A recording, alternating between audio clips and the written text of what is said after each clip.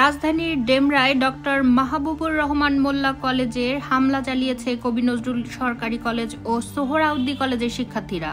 এ সময় 3 কলেজের শিক্ষার্থীদের মধ্যে দফায় দফায় সংঘর্ষে অন্তত 20 শিক্ষার্থী আহত হয়েছেন। তাদের মধ্যে আহত 8 শিক্ষার্থীকে উদ্ধার করে ঢাকা মেডিকেল কলেজ হাসপাতালে নিয়ে আসা হয়েছে। ঢাকা মেডিকেল কলেজ হাসপাতাল পুলিশ ক্যাম্পের ইনচার্জ মোহাম্মদ ফারুক বিষয়টি নিশ্চিত করেছেন।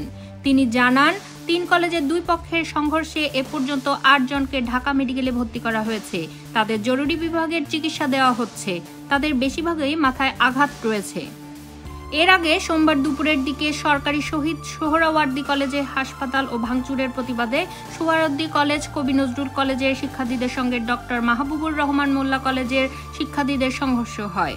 দুপুর 12টার পর থেকে ঘণ্টাব্যাপী এ ধাওয়া পাল্টা ধাওয়া মোল্লা কলেজের ব্যাপক অবকাঠামোগত ক্ষতি হয়েছে বলে জানা গেছে। এ সময় মোল্লা কলেজের গেট ভাঙচুর করে ভেতরে ঢুকে প্রতিষ্ঠানটির চেয়ার, কম্পিউটার, ল্যাপটপ, ডকুমেন্ট সহ মূল্যবান অসংখ্য জিনিস লুটপাট করে নিয়ে যেতে দেখা গেছে কবি নজরুল সরকারি কলেজ ও সোহরাওয়ার্দী কলেজের শিক্ষার্থীদের। তাদের সংঘর্ষের ফলে ডেমরার এই সড়কে যান চলাচল বন্ধ রয়েছে। আতঙ্ক বিরাজ করছে স্থায়ীদের মধ্যে। দুপুর 12টার দিকে এই হামলার সূত্রপাত হলেও সেখানে দেখা যায়নি আইনশৃঙ্খলা বাহিনীর কোনো সদস্যকে।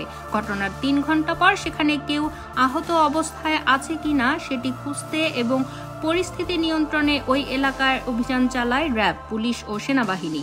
তবে বর্তমানে শিক্ষার্থীদের বাধার মুখে রয়েছে যৌথ বাহিনী। বিষয়টি নিশ্চিত করেছেন ঢাকা মহানগর পুলিশের উপকমিশনার মোহাম্মদ সালেহ উদ্দিন।